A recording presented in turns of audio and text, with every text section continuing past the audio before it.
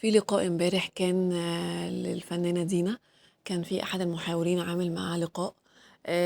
في كام نقطة لفتت نظري في اللقاء ده، فحبيت إن أنا أشاركها معاكم وأخد رأيكم فيها. يمكن اللقاء ده بالنسبة لي كان غريب شوية، في فكرة إن هو أول مرة يعمل مداخلة لأخت دينا. أخت دينا للناس اللي ما تعرفش إني أو ده برضو اللي أنا اكتشفته، إن ليها أخت منقبة، وأختها يعني من النوع اللي هي يعني فعلا بعيدة تماما عن الوسط الفني، وحابة جدا إن هي تكون متقربة لربنا، ورافضة تماما فكرة الوسط الفني أو التعامل فيه.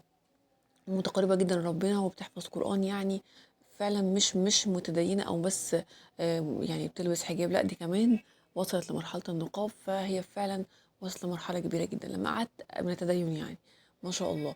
فلمّا قعدت أسمع بقى لمّا هو الراجل المحاور ده كلمها في التليفون وعمل زي يعني قعد يسألها كده كام أسئلة ويفهم منها يعني إيه اللي خلاها إن هي توصل لمرحلة النقاب، رغم إن أختها ممكن تكون مش منقبة أو مش متدينة أوي زي نفس درجة التدين ده. اللي لفت نظري بقى في المكالمة بتاعتها إني أول نقطة لما سألها المحاور عن فكرة علاقتها بدينا وهل فعلا هي قريبة منها أو لأ، هو كان منتظر أو أغلب الناس كانت منتظرة إن هي تقول لأ، أنا مش بحبها عشان خاطر هي مش عشان هي بعيدة عن ربنا، وعشان خاطر هي مش متدينة زيي، أو هي مش محجبة زيي، أو هي لسه شغالة في الفن وهي كمان راقصة، فالرقص برضو فلوسه ممكن تكون مش أكيد مش حلال وكده. فقعدت يعني كان المتوقع من المذيع ومتوقع من الناس برضو الفكرة ان هي يعني اتكلمت عن الموضوع ده بس بشكل فعلا محترم جدا. اول حاجة اتكلمت عن اختها بشكل كويس جدا، قالت ان انا بحبها جدا وان احنا يعني قريبين جدا جدا من بعض، وقعدت تتكلم عن الصفات الكويسة فيها، يعني الصفات الحلوة في شخصيتها، ودي حاجة نقطة جدا يعني عجبتني جدا فيها. وبعد كده بدأت تتكلم بقى عن لما بدأ المذيع يزنقها اكتر، وهل شايفة ان فلوس الفن حلال ولا حرام، وهل شايفة ان يعني اختك ليه ما خلتهاش انها تتقرب كده لربنا زيك. فردت عليه الرد ده يعني عجبني جدا، قالت هي من جواها كويس جدا، وانا واثقه ان هي في يوم من الايام هتقرب من ربنا وهتبقى زيي واحسن مني. فانا يعني بطريقتها كده بتحاول هي تحببها في التدين، وتحببها في الحجاب، وتحببها ان هي تقرب من ربنا بطريقه كويسه. اللي لفت نظري في النقطه دي ان هي ما ذمتش في فكره ان هي لا انت وحشه، انت بعيده عن ربنا، لا انا مش عايزه اعرفك. في ناس ممكن تتبرى من اختها تماما، فهي حبت ان هي لا، يعني هي انا ممكن اكون شايفاكي بعيده عن ربنا شويه، بس انا ممكن يعني ايه، زي ما اكون بدعيكي بالطريقه الكويسه او بالموعظه الحسنه زي ما بيقولوا، مش بالطريقه تبعدك عن الدين او تكرهك. هي بتحاول تقربها خطوه خطوه، وبتقول انا بحاول على قد ما اقدر ان انا اتكلم معاها في الموضوع ده دايما، واقول لها ان حاولي تقربي من ربنا وكده. فده عجبني جدا فيها، ان هي ما خدتش طريق غليظ او ما اتكلمتش معاها بطريقه وحشه، لمجرد ان هي ممكن تكون مختلفه معاها في فكره ان هي يعني مثلا مش متدينه زيها او مش بنفس درجه التدين بتاعها. فده عجبني جدا في النقطه دي، يعني هو حاول المذيع يوقعها في الحته دي، لكن هي بصراحة كانت كويسة جدا في الحتة دي، لا يعني شكرت فيها جدا، وقالت ان بالعكس انا بحبها جدا جدا جدا، وبتمنى دايما وبدعي لها دايما بالهداية، وان هي تقرب من ربنا اكتر واكتر.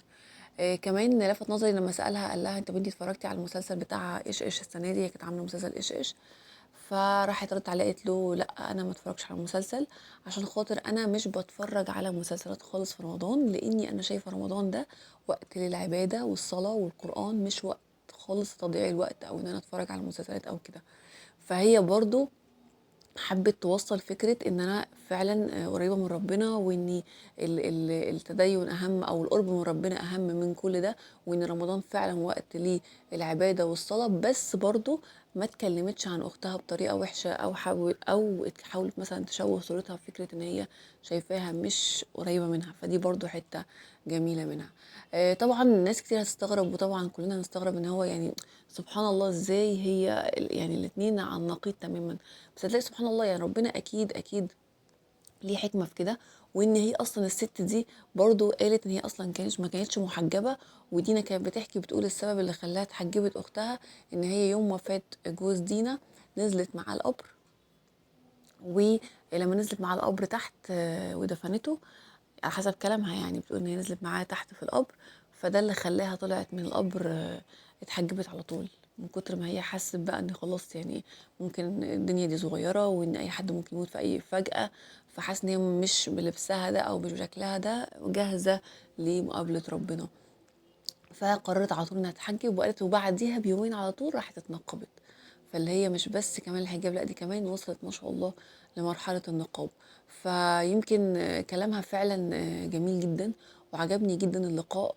وكلامها ان هي دايما بتدعي لاختها بالهدايه على رغم اختلافها معاها، لكن بتدعي لها بهدايه بتكلمها بطريقه كويسه عشان تحببها اكتر في الدين وتحاول تقربها. ودايما كلمتها قالتها في اللقاء ان هي في يوم من الايام لازم هتتقرب من ربنا، ولازم في يوم من الايام هتلاقيها يعني ايه بدات ان هي فعلا تتقرب من ربنا وتتدين وتتحجب وتبقى محتشمه في لبسها، وكل التفاصيل دي هتيجي خطوه خطوه. فزي ما تكون هي ايه دايما عندها يقين وثقه بالله ان هي هتقدر ان شاء الله باذن الله تكون سبب من اسباب ان هي ايه توصلها للطريق الكويس يعني. فده لفت نظري جدا وعجبني. بس اللي ما عجبنيش في اللقاء لما سأل المحاور دينا، فبيقول لها لو انت توفيتي في يعني بعد عمر طويل، هل هتبقي متضايقة لو الناس بدأت تتفرج على فقرات الرقص بتاعتك او المسلسلات بتاعتك؟ فردها بصراحة هو اللي ما كانش عاجبني قوي، لان هي ردت عليا قالت له لا عادي جدا، انا بالعكس ده انا ابقى مبسوطة جدا لو الناس اتفرجت على الحاجات دي، لان ده فن وانا يعني عايزة التاريخ بتاعي يفضل موجود سنين وسنين وسنين والناس تتفرج عليه. فهي بس ما خدتش بالها من نقطة ان دي ممكن تكون سيئات جارية ليها. فدي من النقط اللي هي فعلا يعني ضايقتني جدا. ودايما يعني لما اكون بشوف حاجه زي كده بقول ربنا يهدي كل الناس، لان محدش يعرف ممكن الشخص ده في ثانيه ربنا يهديه. فمحدش يقدر يحكم على حد يقول لا الشخص ده مش كويس او لا، بس كل واحد يقوله ان ربنا فعلا يهديها. ويمكن اختها ربنا لما هداها كده تكون هي من ضمن الاسباب اللي تخليها ان شاء الله ربنا يهديها ويهديكم جميعا. اتفرجوا على اللقاء او اسمعوا الفيديو ده. ولو متفرجتوش على اللقاء اتفرجوا عليه برضو، قولوا لي رايكم فيه ايه واكتبوا لي في الكومنتس رايكم في اللقاء ايه او رايكم في اختها ايه. وما تنسوش تشتركوا في القناه ان شاء الله.